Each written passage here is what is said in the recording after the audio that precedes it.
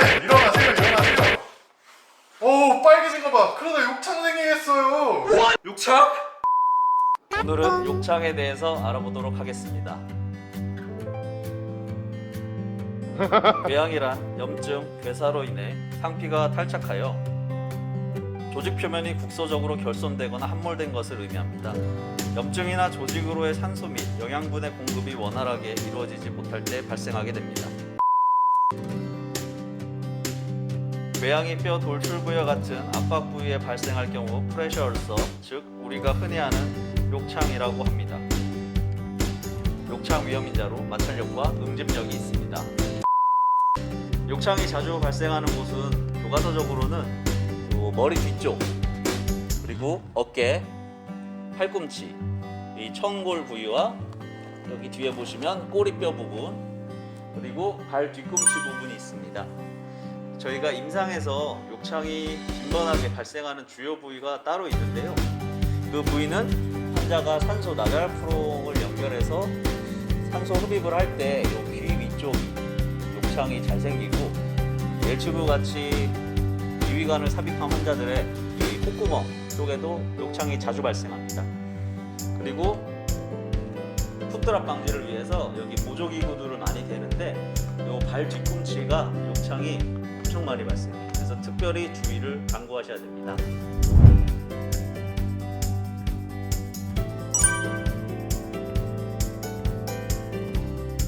이런 뼈 돌출 부위 피부 발적과 조직 부종은 압력에 대한 반응으로 모세혈관 폐쇄의 결과입니다.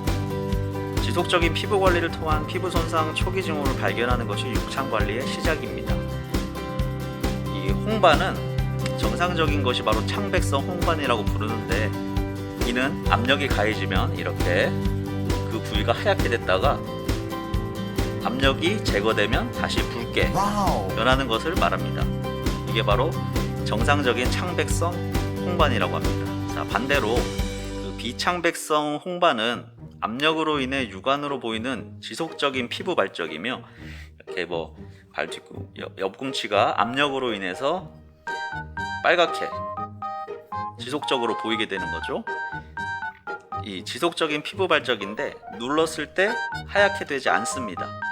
그래서 모세혈관계나 미세순환의 구조적인 손상을 나타내는 것으로 이 증상이 바로 욕창의 지표가 됩니다. 1단계 지표요.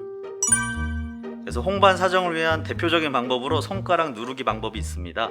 손가락으로 발적 부위를 3초간 누르고 손가락을 떼었을 때 이 창백성, 이 빨갛게 다시 돌아오는 반응을 보는 것입니다. 이 반응이 있으면 정상적인 피부 조직이라고 생각할 수 있고요. 이렇게 발적 부위를 눌렀다가 뗐는데 다시 하얗게 되지도 않고 빨갛게 다시 돌아오지도 않는 이런 증상이 있을 경우에는 욕창 1단계로 보시면 됩니다.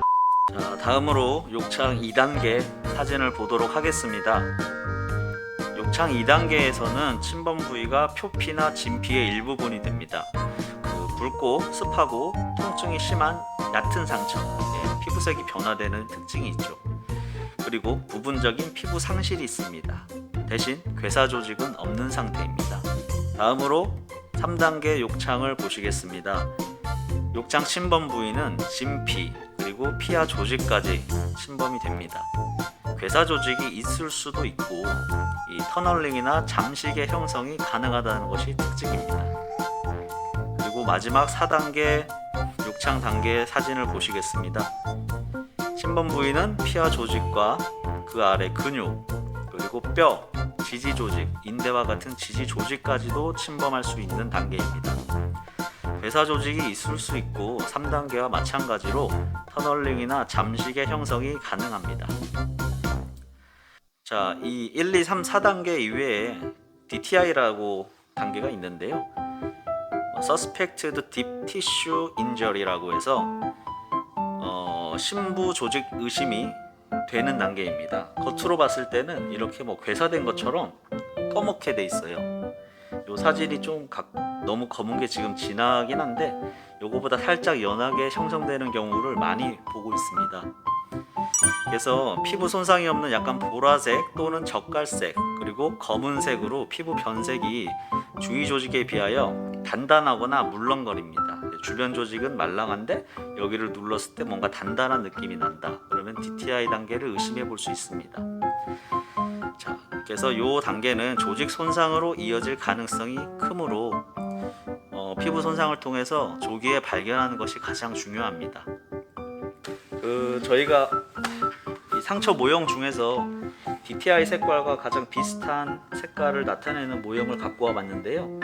이 검은색은 너무 진하고 요거보다 살짝 이렇게 연하게 검정색, 젓갈색으로도 보이고 보라색으로도 보입니다. 그래서 여기에 이제 DTI를 나타내는 모든 색깔이 들어가 있다고 보시면 됩니다. 참고하시라고 여기 모형을 갖고 와 봤어요. 좀 징그럽네요. 마지막 상태는 미분류 단계. 그래서 전층의 피부 손상 상태인데 괴사 조직으로 인해서 상처 기저부가 덮어져 있어 조직의 손상 깊이를 알 수 없는 것이 특징입니다. 3단계, 4단계 등으로 분류를 하지 못하는 미분류 단계로 분류를 해 놓을 수 있습니다. 다음으로 욕창 단계에 따른 상처 소독 방법에 대해서 설명해 드리도록 하겠습니다. 첫 번째로 보실 것은 보호 필름 드레싱입니다.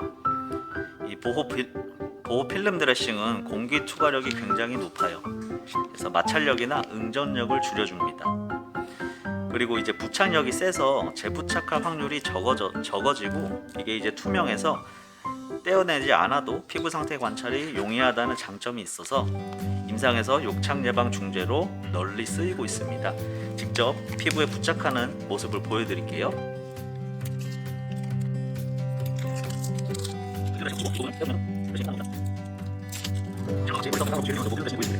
지금 피부 상태가 아주 깨끗하게 잘 보여요. 그리고 매우 얇아서 공기 투과력이 좋아서 이 감염 방지에 굉장히 효과가 좋습니다.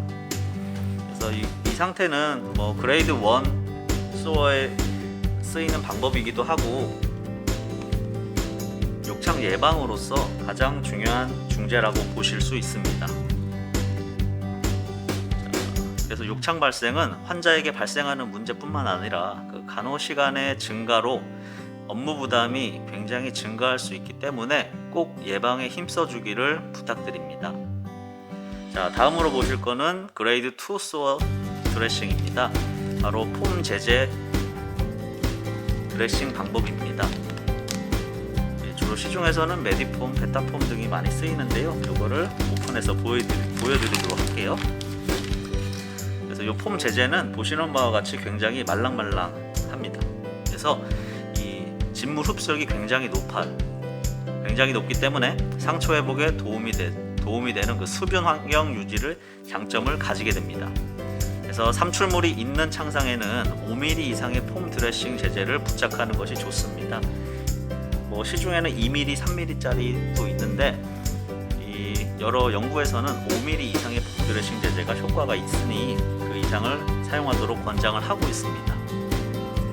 그리고 요 하이드로콜로이드 제제 드레싱을 보시면은 이거는 교과서에서 많이 나오는데요. 그레이드 2 소어에 사용하면 좋다고 하는 요 드레싱 제제를 폼 드레싱과 비교를 한 연구들을 또 살펴보면 그 욕창 관리 효과가 차이는 없다고 합니다. 다만 이 폼 드레싱이 삼출물 관리에 보다 효과적으로 보고가 되고 있어서 임상에서는 이런 하이드로콜로이드 제제 드레싱보다는 폼 제제 드레싱을 더 많이 사용하고 있습니다. 그리고 요 드레싱 제제를 이용해서 소독을 하기 전에 저희는 세척을 먼저 해주는데 이 드레싱 제제를 모두 다 치워버리고 세척하실 때는 요 시린지와 니들 그리고 생리식염수를 사용을 하게 됩니다. 세척할 때 주의해야 될 점은 바로 압력인데 이거를 세척하는 그 물의 세기가 너무 세버리면 상처 손상이 될 수 있으므로 적정 압력을 유지하는 것이 중요하다고 보고 있습니다.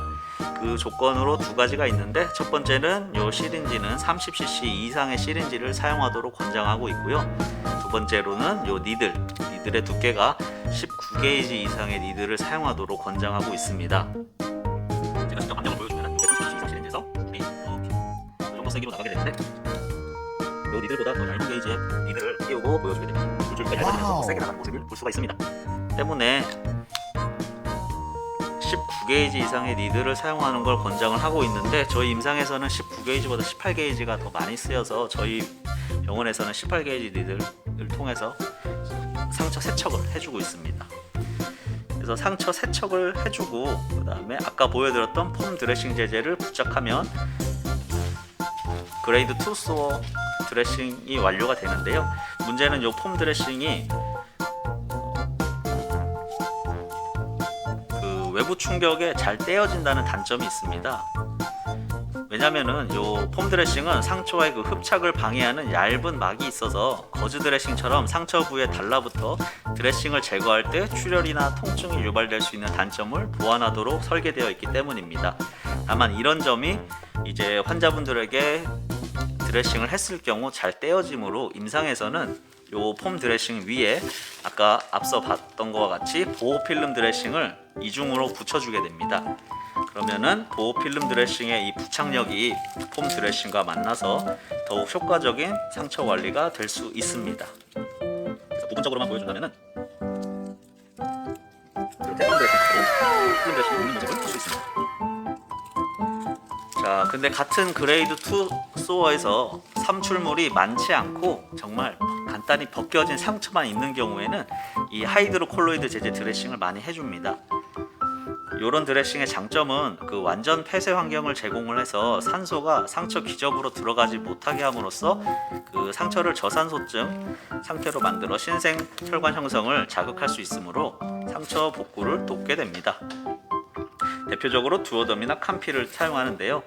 이런 제제는 임상에서는 일주일이나 10일 정도 간격으로 부착을 하고 교체를 해주는 걸 권장을 하고 있는데 이유는 부착력이 강하기 때문에 상처에 붙어서 하루 지나서 떼보고 이틀 지나서 떼보고 이러면 상처가 더 깊어질 수 있어요. 그렇기 때문에 이런 하이드로콜로이드 제제를 붙였을 때는 일주일 정도 간격을 두고 교체를 해주시면 되겠습니다. 자, 그레이드 3 이상 소어 드레싱 방법을 알려드리도록 하겠습니다. 그레이드 3 이상일 때는 습건식 드레싱, 다른 말로 수분 거즈 드레싱을 해줍니다. 생리식염수를 거즈에 적셔 개방된 상처에 놓고 거즈가 건조된 후 떼어냅니다. 수분을 유지하는 것이 중요하므로 이 흡수 드레싱을 하는 제제가 말라서 딱딱해지기 전에 주기적으로 드레싱을 해주어야 됩니다. 저희 임상적으로 봤을 때 약 2시간 정도가 지나면 이게 다 말라서 딱딱해져요. 그래가지고 2시간마다 요 욕창 드레싱을 교체를 해줘야 되는데 그 업무 부담이 만만치가 않습니다. 때문에 앞서 말씀드린 바와 같이 욕창 발생 예방에 힘써 주시길 부탁드립니다.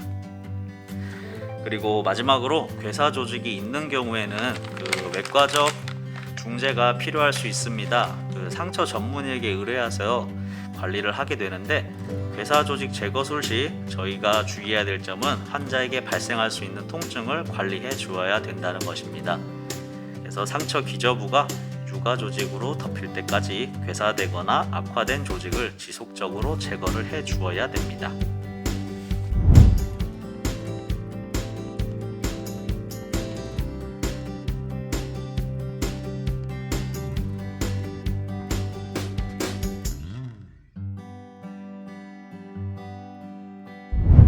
환자 욕창이 한 군데 있으면 알아서 체위 변경을 해주면 되는데 만약에 2군데 이상 욕창이 있는 경우에는 어떻게 해야 되죠? 2군데 이상 욕창이 있을 경우에는 어쩔 수 없이 가장 중요한 것은 체위 변경을 자주 해주는 것이 중요하고요. 그렇지 못할 경우에 저희가 많이 쓰는 압력 재분산 매트리스를 이용해서 환자가 침대에 닿는 면적을 가장 최소화해주는 게 중요하고, 그렇지 못할 경우 저희가 체위 변경을 하는데 일단은 환자를 너무 측위로 눕힐 경우, 즉 90도로 눕힐 경우에는 환자의 이 청골 부위가 눌릴 수 있어가지고 이쪽으로 욕창이 생길 위험이 생기기 때문에 가장 권장되는 사항은요, 이렇게 담요를 접어서